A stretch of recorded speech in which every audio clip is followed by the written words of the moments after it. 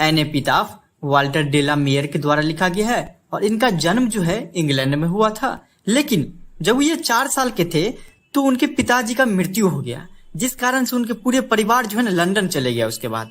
और इनको order of merit 1953 में मिला हुआ था, वो भी क्वीन एलिजाबेथ द्वितीय के द्वारा। जैसा कि चैप्टर के नाम से ही आपको पता चलता होगा एन एपिताफ। एन एपिताफ का मतलब क्या होता है कि आपको समाधि, एक समाधि। तो कवि जो वाल्टर डेला मेयर है वो आपको एक औरत के बारे में बोलते हैं जो कि अब इस दुनिया में नहीं है, और कवि ना उसको पश्चिमी देश की सबसे खूबसूरत औरत मानता है और सोचता है कि कौन अब उसको याद करेगा, कौन उसकी खूबसूरती का तारीफ करेगा। कोई नहीं रहा। उसका शरीर तो दफन हो गया जो बहुत खूबसूरत थी, लेकिन उसकी अच्छाई अभी भी जिंदा है। ठीक, तो एक एक लाइन बाय लाइन समझेंगे तो पूरा का पूरा आपको समझ में आ जाएगा। चलिए स्टार्ट करते हैं। देखिए पहला पैराग्राफ की लाइन में क्या बोल रहे हैं, here lies a most beautiful lady, light of step and heart was she. I think she was the most beautiful lady that ever was in the waste country. यहाँ पे देखिए हर एक वर्ड का मीनिंग समझने का जरूरत है।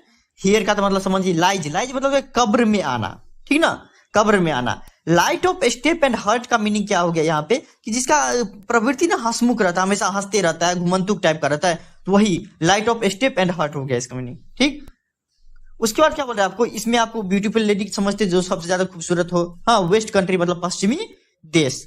ठीक, तो पूरा पूरा मीनिंग। कवि क्या करता है कि उनके जो समाधि स्थल रहता है वहां पे जाता है और आपको उंगली दिखा के बोलता है क्या कि यहाँ जो लेटी हुई है अर्थात जो मर चुकी है वो आपको सबसे सबसे सबसे खूबसूरत लड़की थी, औरत थी जो अभी मर गई है, जिसका नेचर आपको हंसमुख था, जो हमेशा घूमने फिरने में इंटरेस्ट रखती हुई थी और सबसे खुशी से बात करती थी, वो औरत अभी मरी हुई है। वो औरत उस अंदर है, उसके अंदर है, वो औरत मरी हुई है।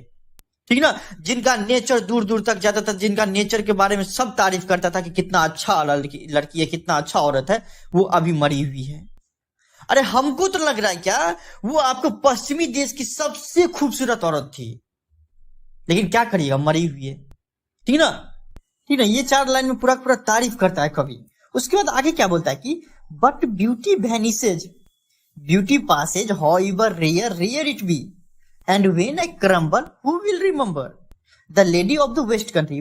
यहाँ पर वैनिसेज का अर्थ होगा गायब, ठीक ना, रेयर, रेयर मतलब होता है असाधारण, ठीक ना, क्रम्बल मतलब होता है कि मर जाना, आई मतलब कभी बोलता है कि मैं मर जाऊंगा तब। ठीक, इस चारों का पूरा मीनिंग समझा रहे हैं आपको। क्या बोला है कि कभी कहना चाहता है क्या कि खूबसूरती तो कुछ टाइम के लिए होता है, कुछ पल के लिए होता है, खूबसूरती तो इंसान का चले जाता है, वो मर गई, उसकी खूबसूरती चली गई। लेकिन यहाँ पे कभी कहना चाहते हैं कि लेकिन आदमी को या फिर कोई आप लड़की को याद किया जाता है उनके गुण के आधार पे, ना कि खूबसूरती के आधार पे।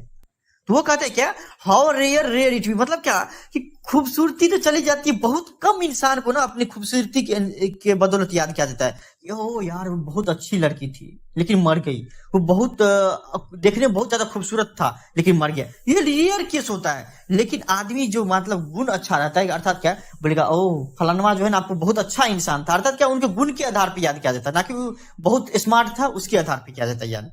कभी ये कहना चाहता है कि लोगों को गुण के आधार पर याद किया जाना चाहिए, याद किया जाता है, ना कि खूबसूरती के आधार पे।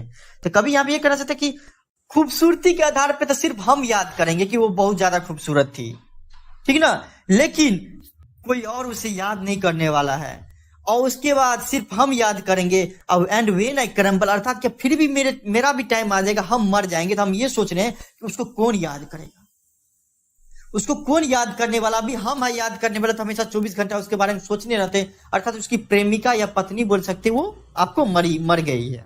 ठीक ना, this lady of the waste Country, जो पश्चिमी देश की जो औरत है उसको कौन याद करेगा जब हम मर जाएंगे। तो वो उस बात को सोच सोच कर बहुत ज्यादा टेंशन में रहता है।